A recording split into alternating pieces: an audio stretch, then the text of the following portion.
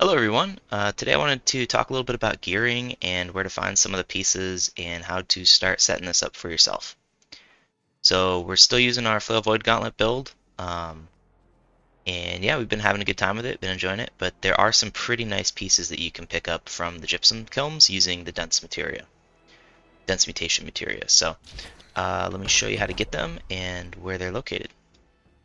So first things, if you come into the gypsum kiln, you can minus down pretty much everything. No, you gotta leave that one up. And then you scroll all the way down here, and there's this huge section of mutator named replicas. A lot of these have unique perks and come with set perks on them as well. So, specifically the Simon Gray set. So the Simon Gray set is a medium armor set. It comes with Magnify, Arcane Harnessing, and Health, and those are guaranteed perks. It costs 3,500 dense mutator materia per piece, so it's a little bit on the expensive side. It's going to take you probably, if you're golding everything, you get about 200 per run.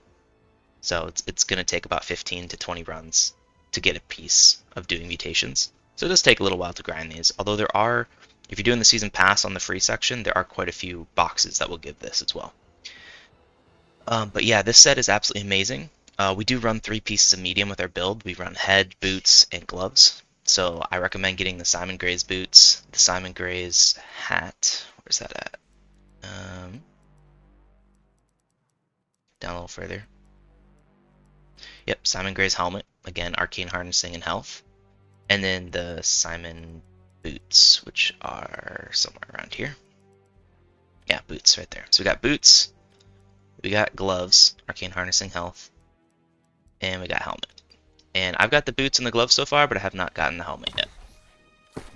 Although I do have a decent stand-in for the helmet, so that's part of the reason why I haven't gone for that piece yet. But as you can see on my gloves, they just kind of rolled a throwaway perk, the Empowered Breaker. However, you can re-roll these. So, let me unequip it from my set. You do have to unequip each time you want to roll these. So if I pull it here and I go down into the gypsum kiln, all the way at the bottom, you'll see the Simon Gray's wrist guards. I click on these. I would need to have an armor matrix, I need to have 3 chromatic seals, which you can get 1 per day from the faction vendor once you're rank 6. And then you can add all of these one of these different perks to it. My choice is probably going to be Enchanted Ward. Yeah, right here. Enchanted Ward. So you can put Enchanted Ward on it, you could put a weapon perk on it, you could put Refreshing on it. I will very likely be putting Enchanted Ward on this, as well as the boots, and probably the helmet once I acquire them. The legs you're probably going to have to fish around a little bit for. There is a decent light leg in here as well. I'll show you those.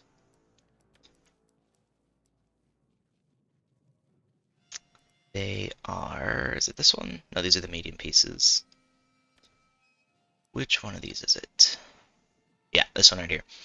The Emperor Zhao's embroidered pants are pretty nice. You get health and refreshing. And then the Azoth Crystal pants are also nice. They come with Enchanted Ward and refreshing. And again, you can roll these. So if you don't get the third perk that you want, you just need to get yourself an armor matrix, 3 chromatic seals, and some dark matter, and you can put whatever your preferred perk on that is. So that's a really good way to get some starting gear and just be able to force the perks for the build so you don't have to spend hundreds of thousands of gold per piece, kind of a thing like that. This ring, you're probably going to have to craft or get lucky to find it. It is very uncommon perk combination, and as far as I know, the only way to guarantee these perks is to craft it. There's not a named ring that just you could re-roll with these. Earring, kind of the same thing. You're mostly just looking for Refreshing Toast and Nimble. Your third perk is Dealer's Choice. I did want to go over the Void Gauntlet a little bit. I have had some questions about why we use this Void Gauntlet versus something like Odo. The main reason this is on here, there's a couple of reasons. For one, it does strike damage, so it scales a little bit better with strength. Again, it primarily is only here for the slowing tether, which I put on the weapon. I did upgrade this and put it on. The rest of the perks are nice, but they're mostly they just exist. It's because the weapon is the way it is. You could, run something other than Life Taker if you want. Just grab a random Void Gauntlet and throw it on. That would be just fine. But I already had Life Taker upgraded, and so I threw it on here because it's 700, easy to use. That's the main purpose there. I don't want to run Odo. I can grab Odo real quick, I have it. But I don't like the perk combo on Odo for this build. It doesn't provide what I need it to provide. Grab that out of the bank real quick. Right there. And again, I did upgrade the Odo. I've played around with it quite a bit. I put a gem slot on it just to have the extra damage from it. But it comes with, you know, on block you heal. I don't block much with this build. It has life stealing and refreshing move. And as far as I know right now, the Odo's punishment is bugged and does not work. This 20% damage just doesn't apply at all. So right now Odo's in not a great spot. Like, it's not a bad weapon by any means. The refreshing move and life stealing is fantastic for tanking. I think it's a great tank weapon. But for supporting, you really want to have Blessed. You really want to have, you know, some damage perks and stuff like that. The added bleed just provides pressure when you're not on your target. This build doesn't have the best catch potential, so your time on target is kind of difficult. So yeah, that's kind of the gist of it. Oh, the shield. I believe there's a decent shield in here as well.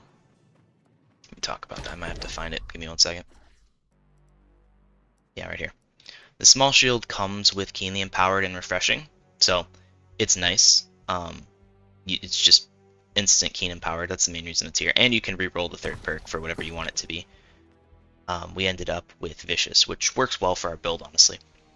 But if I were to re-roll this, I might... Let me see what we can put on it before I recommend perks. Burdening Smite. This is what you'd put on there. You would literally put Burdening Smite on there. That is the perk you would run on your shield. So with this shield, you can have access to both Refreshing and Keen Empowered, and you can put Burdening Smite on it, so then you don't have to run this on your Flail. Burdening Smite is extremely strong. Smite hits against targets extend their active cooldowns by up to 35%. It will be 35% because it's on a weapon technically. Your shield. So this is what you'd want to put on there.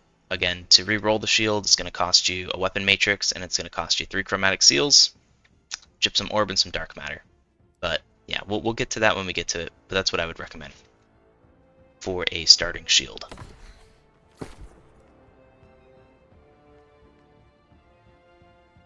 Is that everything? I think that's everything I wanted to cover with gearing. Featherweight isn't a terribly difficult to acquire piece. You get it from killing a guy down over here in Elysian Wilds. Over here in the Fungal Ridge. He is at the very top of this little tower of plants that you climb up. And you just kill him and it'll drop for you eventually.